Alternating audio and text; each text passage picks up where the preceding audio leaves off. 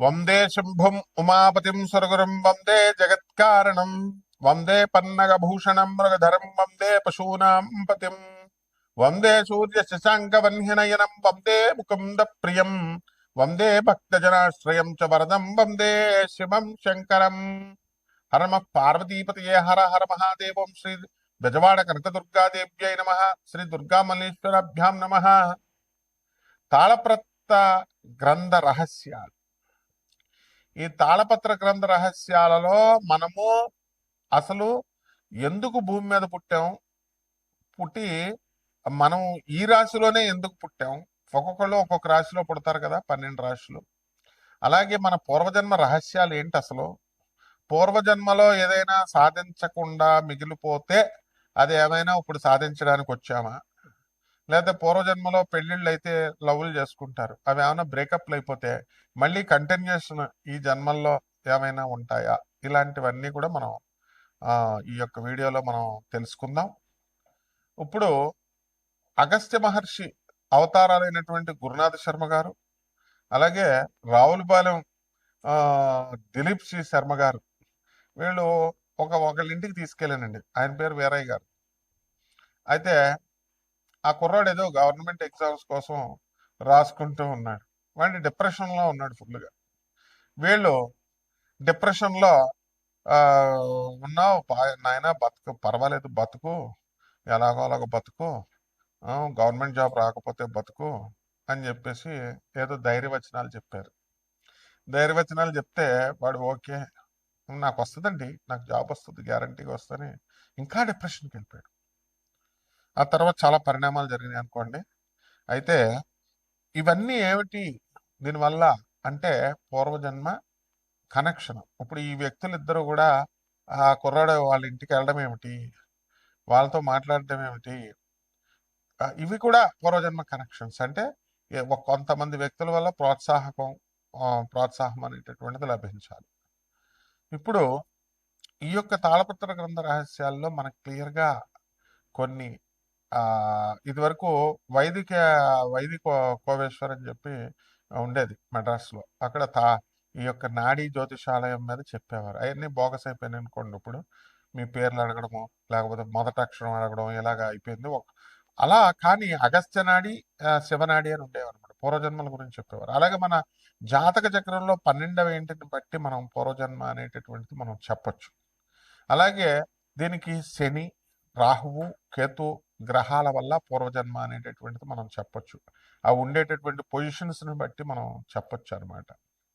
ఇప్పుడు రాహువు పంచమంలో ఉండి మరి ఈ యొక్క రవి, బుధ, శుక్రులు మొత్తం వీళ్ళంతా కూడా మనకి లాభస్థితిగతులై ఉండి ఇలా కొన్ని సిగ్నల్స్ ఉంటాయి. వాటి వల్ల పంచమ రాహు ఏం చేస్తాడంటే విపరీతమైనటువంటి మొండితనం ఉంటుంది. డిప్రెషన్ విపరీతమైన డిప్రెషన్లోకి వెళ్ళిపోతారు.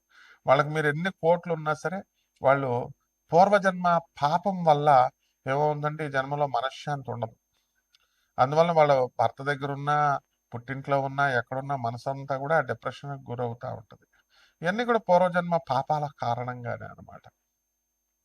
అలాగే మేషరాశిలో మనం పుట్టినటువంటి వాళ్ళు మరి పోలీసు, సెక్యూరిటీ, ఆ తర్వాత ఈ డిపార్ట్మెంట్స్లో, డిఫెన్స్ వీటిల్లో పనిచేస్తారు. కారణం ఏమిటి, వాళ్ళ గత జన్మ ఏమిటి. అలాగే దొంగలు ఉంటారు. దొంగలు, నక్సలైట్లు, వీళ్ళు హత్య చేయబడతారు. రౌడీ షీటర్స్ ఉంటారు, వీళ్ళు వేరే వాళ్ళ చేతుల్లో చంపబడతారు. దానికి క్లియర్గా మనకు జాతకం చక్రం చూసినప్పుడు అర్థమైపోతుంది. మళ్ళీ నెక్స్ట్ జన్మ ఉందా, లేకపోతే ఈ యొక్క నెక్స్ట్ జన్మలో ప్రతి ఒక్కరికి జన్మలు ఉంటాయి. కాకపోతే ఆ గ్యాప్ ఉంటుంది. గాలి ధూళయ్యి చెట్ల మీద వాటి మీద వేలాడుతూ ఉండాలన్నమాట దెయ్యాలయ్యి. మరి ఈ రకంగా మనకి ఈ యొక్క గ్రహ స్థితిగతులను బట్టే మనం అంచనా వేయగలుగుతాం. కొంతమంది పెళ్లి కాదు, వాళ్ళకి ఎవరితో రుణం లేదు కాబట్టి పెళ్లి కాదు. పెళ్లి కాకుండానే బ్రహ్మచారులు అయిపోయి చచ్చిపోతారు. చచ్చిపోతే తెల్ల జిల్లేడు చెట్టుకిచ్చి పెళ్లి చేసి ఆ తర్వాత అతని శవాన్ని కాలుస్తారు. ఇవన్నీ ఎందుకు అంటే తెల్ల జిల్లేడు చెట్టు కూడా అది శ్మశానాల్లో పెరుగుతుంది. జిల్లేడు చెట్లు ఇవన్నీ కూడా అవి కేతువుకు సంబంధించినటువంటివి అన్నమాట. కాబట్టి ఈ యొక్క మీడియా రంగంలో ఉన్నటువంటి వాళ్ళు కొంతమంది ఉంటారు పాపం. వాళ్ళకి ఏమంటే మాకు ఉద్యోగం రావట్లేదండి, ఎక్కడికి వెళ్ళినా సరే అంటారు. పూర్వజన్మ కర్మ. అలాగే ట్రాన్స్ఫర్స్, విదేశాల్లో ఉండేటటువంటి వాళ్ళు విదేశాల్లో ఉండే హ్యాపీగా ఉన్నా సరే వాళ్ళకి మనశ్శాంతి ఉండదు, పూర్వజన్మ కర్మ.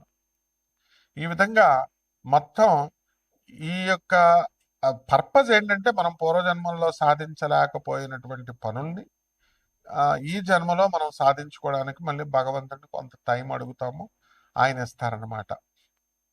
అందువలన మీరు కొంతమంది చూడండి, తల్లిదండ్రులకి గవర్నమెంట్ ఎంప్లాయీస్ అయి ఉంటారు, పిల్లలేమో వీళ్ళు పెద్దోళ్ళు అయిపోతారు.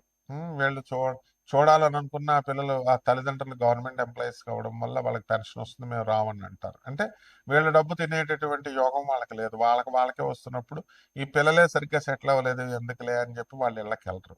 ఇది కూడా పూర్వజన్మ దగ్గర రుణానుబంధం లేకపోతే ఇంకా అక్కడతో కట్ అయిపోతుంది అనమాట. తల్లిదండ్రులను చూసుకోలేరు. అయితే వాళ్ళకి అసంతృప్తి మిగిలిపోతుంది, అరే మా అమ్మ మా నాన్నని మేము చూడలేకపోయామని. దేవుడికి ఇంకో ఛాన్స్ ఇస్తాడు దేవుడిని అడిగితే. ఏంటి, నెక్స్ట్ జన్మలో తల్లిదండ్రులను చూసుకునే విధానంలో ఉంటారు. ఇవి మరి ఇవన్నీ కూడా ఎందుకు వస్తాయి అంటే పూర్వజన్మ కనెక్షన్స్. ఈ రోజు అనేటటువంటిది మనం గడిపాం, ఈ రోజు పని అవ్వలేదు అనుకోండి, రేపు చేద్దాంలే అంటాం, రేపు ట్రై చేస్తాం, రేపు అవ్వకపోతే ఎల్లుండి ట్రై చేస్తాం. ఒక సినిమా మ్యూజిక్ డైరెక్టర్గా అవ్వాలనుకునేటటువంటి వాడు 60 సంవత్సరాల నుంచి ట్రై చేస్తూనే ఉంటాడు, ముసలోడైపోతాడు, అయినా సరే సినిమా తీయాలి, ఏమైనా మ్యూజిక్ డైరెక్ట్ చేయాలి అని చెప్పేసి అలా ప్రయత్నిస్తాడు. అలా చాలా మంది సినిమా వాళ్ళు అవ్వనివ్వండి, ఒక ఐఏఎస్ ఆఫీసర్ అవ్వాలనుకునేటటువంటి వాడు తెగ ప్రయత్నిస్తూ ఉంటాడు, ఒక 10 సార్లు రాస్తాడు అనుకున్నాం, అయినా సరే రాలేదు. 10 సార్లు రిజర్వేషన్ ఉంటే రాయొచ్చులే, వికలాంగులు అవి ఇవి ఉండి. మరి ఎన్నిసార్లు పోనీ ఓ 4-5 సార్లు ట్రై చేస్తారు, చేసి అవ్వకపోతే వాళ్ళు ఏం చేస్తారు, నెక్స్ట్ జన్మలో అవుతారు, ఆ వాసనలతో పుడతారనమాట. అయితే ఏ రాశి వాళ్ళు ఎలా గుర్తించాలి, మనం ఎందుకు పుట్టాము అనేటటువంటిది ఆ ద్వాదశ రాశుల వారికి ఈ 2026 సంవత్సరంలో మనం ఈ ఎలా తెలుసుకోగలుగుతాము అనేటటువంటిది నేను విడదీసి మీకు ఈ వీడియోలో ఒక్కొక్క రాశి వారికి చూద్దాం. మేషరాశి వారంతా కూడా పోలీసు, సెక్యూరిటీ, ఫైర్ వర్క్స్, తర్వాత ఈ యొక్క central excise, customs tax department, అలాగే వ్యాపారాల దగ్గరికి వచ్చేసరికి ఎలక్ట్రిక్ షాపులు, ఎలక్ట్రానిక్స్ ఎండీలుగా అవ్వాలని ఇవే వీళ్ళ గోల్స్ ఉంటాయి. పూర్వజన్మలో వీళ్ళందరూ కూడా ఇవి అవ్వాలని చెప్పి ప్రయత్నించి పాపం ఈ కొంతమంది సక్సెస్ఫుల్గా అయ్యారు. ఆ మిగతా వాళ్ళు ఎవరైతే సక్సెస్ఫుల్గా కాలేదో వాళ్ళు ఈ జన్మలు తీసుకుంటారు, ఈ వృత్తుల్లోకి వెళ్తారు. అయితే ఆ వృత్తుల్లో ఉండి వీళ్ళు సాధించలేకపోయినటువంటి వాళ్ళు ఈ జన్మల్లో సాధిస్తారనమాట. ఈ జన్మలో కూడా మాకు సక్సెస్ రేట్ లేట్ అవుతుందండి అంటే మళ్ళీ నెక్స్ట్ జన్మ ఉంటుంది, ఏం కంగారు పడాల్సిన పని లేదు దీంట్లో. అయితే మేషరాశి వారికి ఏలినట్స్ జరుగుతుంది ఇప్పుడు 2026 సంవత్సరంలో. మరి ఈ యొక్క జన్మంలో మనకి ఫిబ్రవరి 13, 2026 సంవత్సరం తర్వాత జన్మశని వస్తాడు. తర్వాత ఈ యొక్క అర్ధాష్టమ కేతు ఇవన్నీ జరుగుతాయి నవంబర్ 25, 2026 సంవత్సరం నుంచి. కాబట్టి మేషరాశి వారికి అందరికీ కూడా ఆ జన్మల్లో గత సంవత్సరాలుగా వీళ్ళకు ఉన్న దానికంటే కూడా ఈ సంవత్సరం గత సంవత్సరం కంటే కూడా ఈ సంవత్సరంలో ఆదాయాలు బాగా పెరుగుతాయి. అలాగే ఖర్చులు కూడా చాలా అధికంగా పెరుగుతాయి, అనవసరమైనటువంటి ఖర్చులు అధికంగా అవుతాయి అన్నమాట. అంటే ఇప్పుడు మేము ఈ డిపార్ట్మెంట్లోకి వెళ్ళాలి, అలాగే సినిమాల్లోకి ట్రై చేస్తూ ఉంటారు ఈ రాశి వాళ్ళు. సినిమాలో కూడా వాళ్ళు ప్రొడక్షన్ వింగ్లో అవ్వాలని ఉంటుందన్నమాట. సో ఎప్పుడైతే మేము వెళ్ళలేకపోయాము, సాధించలేకపోయాము అనుకునేటటువంటి వాళ్ళకి ఈ ఈ యొక్క 2026 సంవత్సరంలో సక్సెస్ అవ్వడానికి ఉంటుంది. అయితే గురుకేతు గ్రహ ప్రభావాల వల్ల ఇద్దరు కలయిక, గురుడేమో 2 జూన్ 2026 సంవత్సరం నుంచి కలుస్తాడు కాబట్టి అక్కడ వీళ్ళు తల్లిదండ్రులకి మేము గత జన్మలో మేము తిండి పెట్టలేకపోయామనేటటువంటి బాధ చాలా అధికంగా ఉంటుందన్నమాట. అధికంగా ఉంటుంది, అది ఈ జన్మలో వీళ్ళు ఫుల్ఫిల్ చేసుకోవడానికి అవకాశాలు ఉంటాయి. అలాగే ఈ యొక్క విద్యార్థులు కూడా చదువుల్లో చాలా చక్కగా చదవాలని, ఎన్డీఏ ఎగ్జామ్స్ ఇలాంటివన్నీ రాయాలని ట్రై చేస్తారు, అందులో సక్సెస్ఫుల్గా ఉండకుండా ఈ సంవత్సరం కూడా వీళ్ళు ట్రై చేస్తూ ఉంటారు. అండ్ 0.1% సక్సెస్ రేట్ అనేటటువంటిది ఉంటుంది. కాబట్టి కొత్తగా ఉద్యోగాల కోసం ప్రయత్నం చేస్తున్నటువంటి వాళ్ళు, రిసెషన్ పీరియడ్ నడుస్తుంది కాబట్టి సాఫ్ట్వేర్ ఉద్యోగాలు అవన్నీ కూడా లేవన్నమాట. చాలా ఇబ్బందికరంగా ఉంది. ఎవరైనా యాంకర్ల కింద వెళ్తే వాళ్ళేమో కమర్షియల్ తీసుకురండి అని చెప్పేసి ఇలాగా వీళ్ళు జాబుల విషయాల్లో వీళ్ళకి టార్గెట్లు పెట్టడం. వీళ్ళేమో టార్గెట్లు పెట్టిన వీళ్ళేమో బిజినెస్ మీటింగుల్లోకి వెళ్ళి చక్కగా 30 లక్షలు 50 లక్షలు తెస్తామని పెద్ద పెద్ద డిస్కషన్స్ చేస్తారు. చిన్న చిన్న వర్క్లకి పెద్ద పెద్ద డిస్కషన్స్ అన్నమాట. ఇలా అనవసరంగా ఈ యొక్క శ్రమ అనేటటువంటిది వేస్ట్ అవ్వడానికి మేషరాశి వారికి ఉంటుందన్నమాట. రైతులు కూడా పరిస్థితులు బాగుంటాయి, కొంచెం బాగానే సంపాదిస్తారు. కమర్షియల్ క్రాప్స్ అవన్నీ కూడా వ్యాపారాల దగ్గరికి వచ్చేసరికి బట్టల వ్యాపారము, ఫుడ్ ఇండస్ట్రీ, హోటళ్ళు ఇవన్నీ కూడా అధికంగా సంపాదిస్తారు. డిపార్ట్మెంటల్ స్టోర్స్, కిరాణా వ్యాపారస్తులు అందరూ కూడా బాగుంటారు.